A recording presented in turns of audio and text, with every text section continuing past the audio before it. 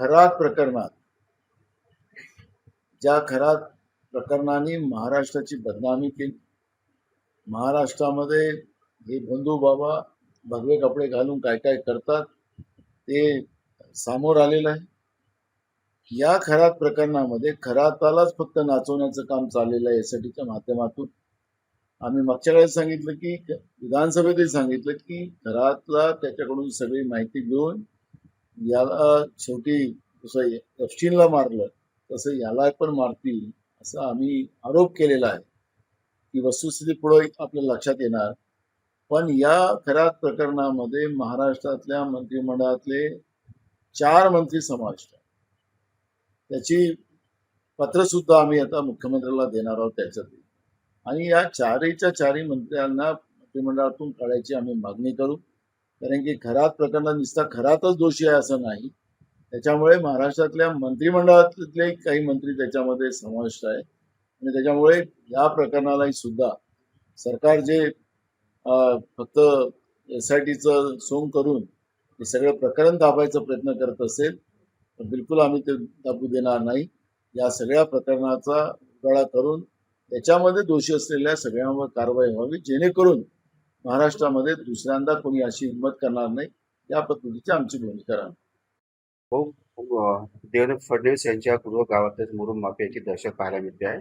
नागपुरात तहसीलदाराला जेसीबीला लटकवत 4 किलोमीटर फरफटत नेले. ही घटना त्यांच्या गृहगावात घडल्यामुळे कायदा सुव्यवस्थेचा प्रश्न निर्माण होत आहे. आम्ही गेल्या वर्षभरापासून राज्यातल्या कायदा सुव्यवस्थेबद्दलची भूमिका सरकारसमोर मांडतोय, माध्यमासमोर मांडतोय की महाराष्ट्रामध्ये कायदा सुव्यवस्था आता राहिलेला नाही.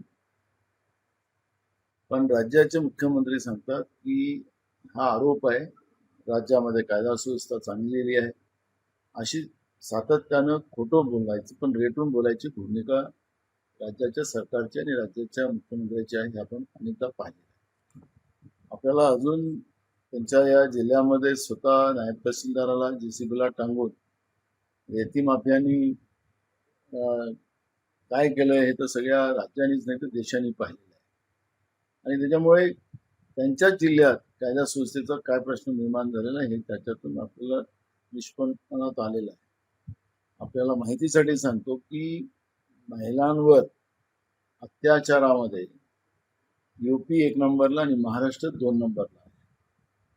ज्या महाराष्ट्रामध्ये शाहू फुले आंबेडकरांचा वारसा राहिला त्याच महाराष्ट्रामध्ये आता महिला सुद्धा असुरक्षित आहे. महाराष्ट्र या देशातलं सगळ्यात जास्त ड्रग या राज्यामध्ये विकला जातो, त्याच्यामध्ये महाराष्ट्र 1 नंबरमध्ये आहे. अनेक तरुण पिढी या ड्रगमध्ये बर्बाद होताना आपण पाहतो. तरी आपलीच पाठ आपल्याला ठोकायचा प्रयत्न सरकार करताना आपण पाहतोय. जूनच्या अधिवेशनामध्ये आम्ही हे सगळे मुद्दे पुराव्यासहित मांडले. सरकारने पळ काढला तर सरकारला त्याच ठिकाणी हा सूर्य हात देत आम्ही करू. महाराष्ट्राची जी कायदा सुव्यवस्था आहे त्या पद्धतीनं बिघडलेली आहे. सरकारचं कुठलंही आता या प्रशासकीय व्यवस्थेवर आणि गुन्हेगारी प्रवृत्तीवर आता आळा राहिलेला नाही आणि त्याच्यामुळे महाराष्ट्र संपुष्टात येतो आहे. महाराष्ट्र कुठं नेऊन ठेवलेला अशी परिस्थिती निर्माण झालेली आहे. त्यामुळे जूनच्या अधिवेशनामध्ये हे सगळे प्रश्न आम्ही विधानसभेत मांडू. खरात प्रकरणात ज्या खरात प्रकरणाने महाराष्ट्राची बदनामी केली, महाराष्ट्रामध्ये हे बंधू बाबा भगवे कपडे घालून काय काय करतात ते समोर आलेलं आहे.